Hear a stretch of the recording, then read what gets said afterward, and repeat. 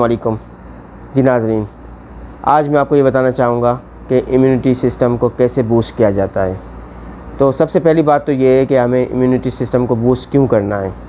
तो जैसा कि आप जानते हैं कि बहुत सारी बीमारियां हैं और इसमें एक बीमारियां हैं जिसे हम कहते हैं इन्फेक्शियस डिजीज़, यानी जरासीमों से बीमारियां। तो हमारी इम्यूनिटी सिस्टम जितना स्ट्रॉन्ग होगी हम उन जरासीमों के ख़िलाफ़ लड़ सकेंगे, क्योंकि कुछ जरासीमों के इलाज मौजूद नहीं हैं, जैसे कि कोविड-19।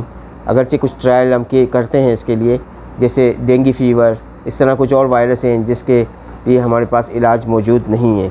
तो उनके लिए हमें अपने इम्यूनिटी सिस्टम को स्ट्रॉन्ग करना बहुत ज़रूरी है। अब इम्यून सिस्टम को स्ट्रॉन्ग करने के लिए 2-3 बातें मैं बताना चाहूँगा। एक तो पहली बात ये है कि मुनासिब खुराक, मुनासिब पानी का इस्तेमाल, मुनासिब एक्सरसाइज, अच्छी नींद लेना और स्ट्रेस से, डिप्रेशन से बचे रहना और सप्लीमेंट्स लेना। तो सब बातों पर हम आहिस्ता आहिस्ता आएंगे। पहली बात यह है कि खुराक, तो मुनासिब खुराक, आपको बैलेंस डाइट लेनी है।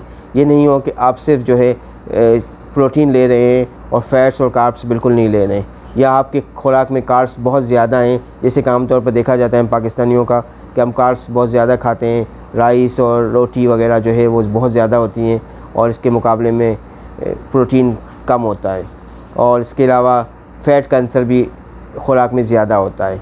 तो यहाँ पर ये बात कहना चाहूँगा कि फ़ैट भी ज़रूरी है इंसान के लिए, लेकिन बहुत ज़्यादा फ़ैट या सैचुरेटेड फ़ैट इंसान के लिए नुकसानदेह है। तो अब ये बात कि खुराक क्या खानी है ये मैं आप पे छोड़ता हूँ, क्योंकि बैलेंस डाइट के बारे में जो है एक पूरा लेक्चर दिया जा सकता है। तो बैलेंस डाइट आप ख़ुद से देख सकते हैं कि खुराक में आपके फ्रूट्स होने चाहिए, वेजिटेबल्स होनी चाहिए, खुराक में आपके पास प्रोटीन और कार्ब्स होने चाहिए, फ़ैट होना चाहिए, ये सारी चीज़ें शामिल होनी चाहिए।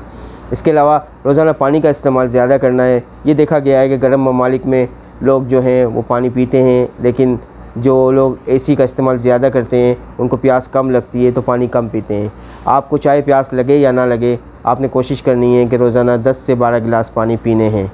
ये मैं एडल्ट्स के बारे में बात कर रहा हूँ, 18 ईयर से अबव लोगों के बारे में, कि 10 से 12 गिलास आपको पानी रोज़ाना पीना है।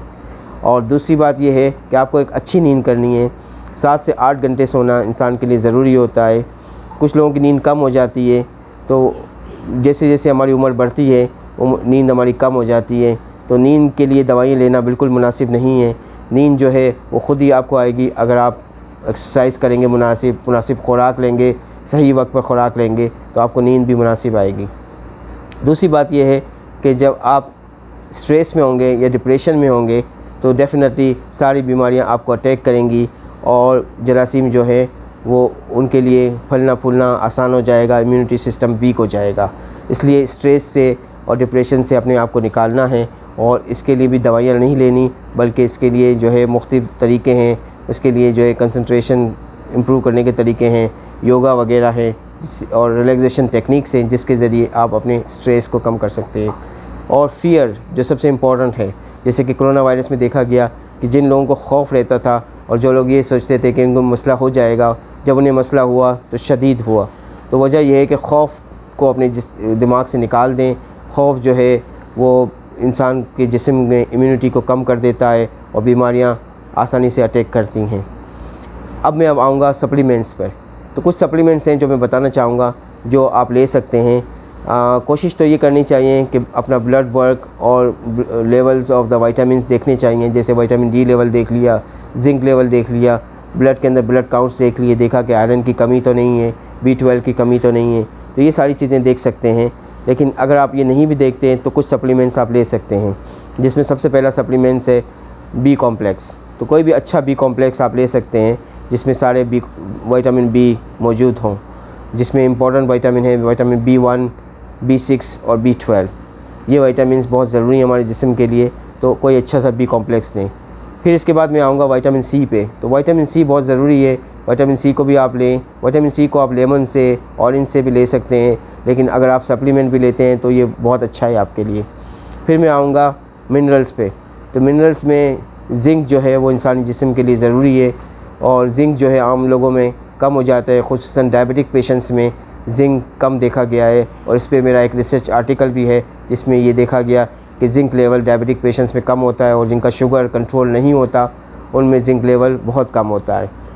तो ज़िंक आप ले सकते हैं, लेकिन ज़िंक को आप मुस्तकिल तौर पर और बहुत अरसे तक और बहुत ज़्यादा मिक़दार में नहीं ले सकते। अब आते हैं हम विटामिन डी पे।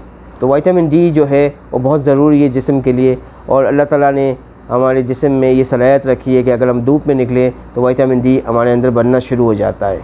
लेकिन आम तौर पर लोग धूप में निकलना पसंद नहीं करते, इसलिए विटामिन डी सप्लीमेंट लेना ज़रूरी होता है। तो विटामिन डी भी आप रोज़ाना ले सकते हैं या हफ्ते में एक बार ले सकते हैं, या अगर बहुत हाई डोज लेते हैं तो महीने में एक बार आप ले सकते हैं।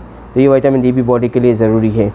फिर यहाँ बात आती है कैल्शियम की। तो कैल्शियम भी मुनासिब मिक़दार में लिया जा सकता है, लेकिन बहुत ज़्यादा कैल्शियम आप नहीं ले सकते। बहुत ज़्यादा कैल्शियम के अपने नुकसानात हैं, रीनल स्टोन्स बन जाते हैं और भी बहुत सारे प्रॉब्लम्स हो सकते हैं।